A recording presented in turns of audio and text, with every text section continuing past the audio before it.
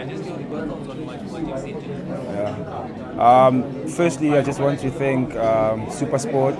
I want to thank the Giant team, and most importantly, Orlando Pirates for being able to give us the platform and the opportunity to be part of such a beautiful production. I think it's amazing. I think it's touching. It's raw. A lot of people are going to see how we live our lives and what we normally get up to. They're going to experience how our families are like. And I think that's just what's exciting about it. And I just can't wait for people to see it. Do you feel it's important for people to see the other side of footballers, like so families? Do you think it's important and why? It is very important for people to see the other side of our lives, so they can understand that we are also human beings, and maybe also lower expectations in terms of certain things that they might think that we have the privilege of getting, because now when they have to go to your family and they have to see your friends and see that there's not much change in terms of lifestyle, there's not much change in terms of the human being that you are, and with that they'll be able to lower down the expectations, because now they will see ukuthi kahle kahle asihlukanga, usemsebenzini nami ngisemsebenzini, and there might be those little benefits that I get to play in front of 90,000 people, but not much has changed in my life. And I think this is what this documentary will be showing, in the most purest form. Six, do you feel like this bridges the gap between you guys and supporters again? Where there's sort of a human element that comes with supporters are equally judged, they have their opinions, but now they see a completely different side of it. Yes, I think it does. It does help because now supporters do see a different side of us.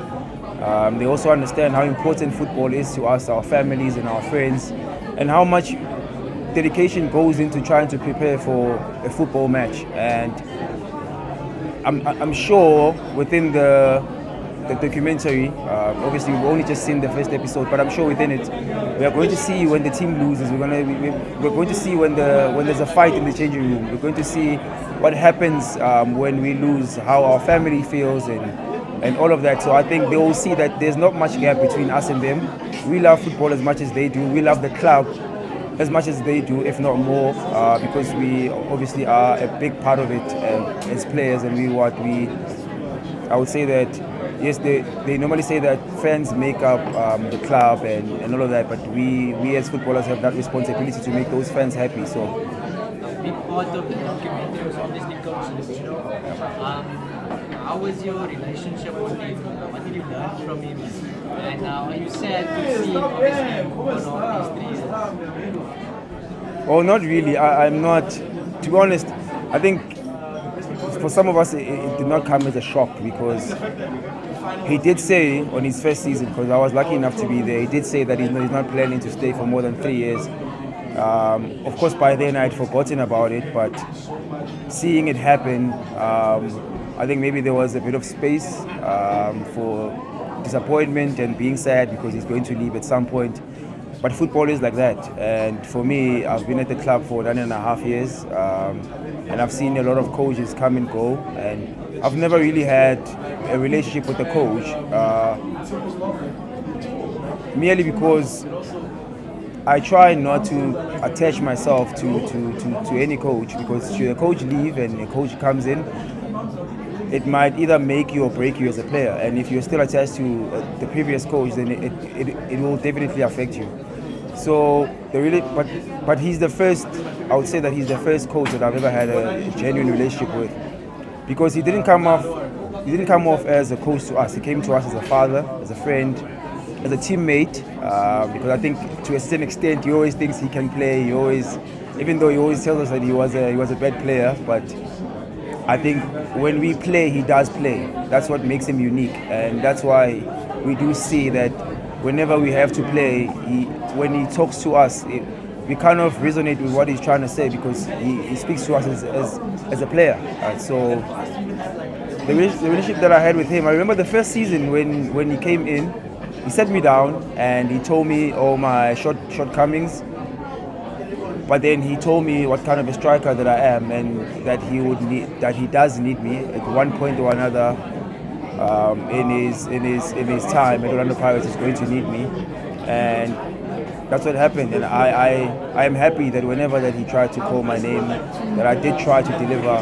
Even though I must say, if it wasn't for injuries and all of that, I would have given him more. But I'm happy with how he left and the relationship that I've had with him. I'm sure I can call him at any time. And, yeah. Since it's about to start, where is your headspace? Because obviously you didn't play much last season. Where are you now physically, mentally? I think for me, the first thing, one thing that would mean a lot to me is to see myself on the field and wearing a football jersey and being able to get the first minutes of the season. It's something that I'm looking forward to. Obviously, I didn't play the whole season last season, but I've had an injury like that. The difference is that one had occurred in December, but I only came back the next December. So it's like I only missed the last part of the season and the first part of the season.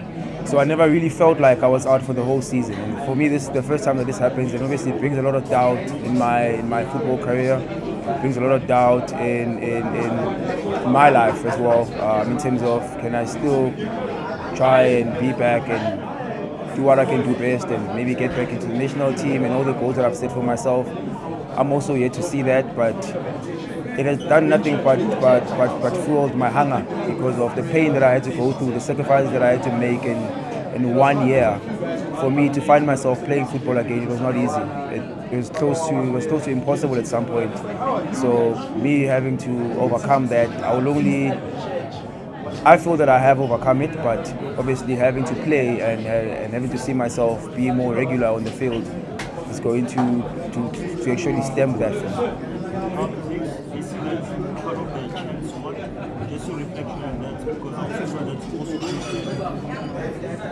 Well, I didn't know that. I didn't know that. Lorenzo did try to tell me, so I'm yet to think about it. But you know what's crazy about Chen is that a lot of us players, when we play and we are regular and we are regulars in our team, we tend to take Chen and an opportunity like that for granted until a situation like this comes where you haven't played for a while and you understand how important it is, and now it is as important as going to Bafana to go play the qualifiers and to go play in AFCON or whatever the game may be. So I'm here to think about it, to be honest, and yeah, but I'm definitely happy. But for me, it's not just about being happy. Is if I can see myself playing again, training well and playing again and feel like myself again, I think that's one thing that I'm looking forward to. Just on that topic, there was something a post from Unplayable, and they say that there's a source from Safa that told them that you're not attached to the club. Can you confirm and say that you're still an Orlando Pirates player? I am still a Orlando Pirates player unless discussed otherwise. Kept you going in this season, like you said, you've been here for close to 10 years. Yeah. In terms of not being able to play with an injury, but still be mentally ready for like the champions coming to make sure that it's not something that destabilizes you when you get the chance to run. Yeah. What kept me going what kept me going in the past year? Oh, Indlala. No, Indlala. I don't want to sugarcoat it or what. Indlala. No one wants to go back to where they started. No one wants to lose everything that they've worked hard for. And when you have an injury that big, it can either go one of the two ways. It can either destroy you or it can either make you better. And for you to kind of get something positive out of it is that you have to fight. And for me, that has been my motivation. And I will always work hard and I will always do my best to make sure that conquer anything that comes my way, especially injuries. And there's a vow that I've made to myself that through hard times I will fight. Through injuries, no matter how big they are, I will fight. Through seemingly impossible situations, I will fight. And one thing that really, really motivates me that at the end of it, it's going to be one hell of a story, because I have to sit down and I have to tell someone else what I've went through. And either I'll come off as a failure or I'll come off as someone who's going to inspire other people. I'll go. Thank you, gents.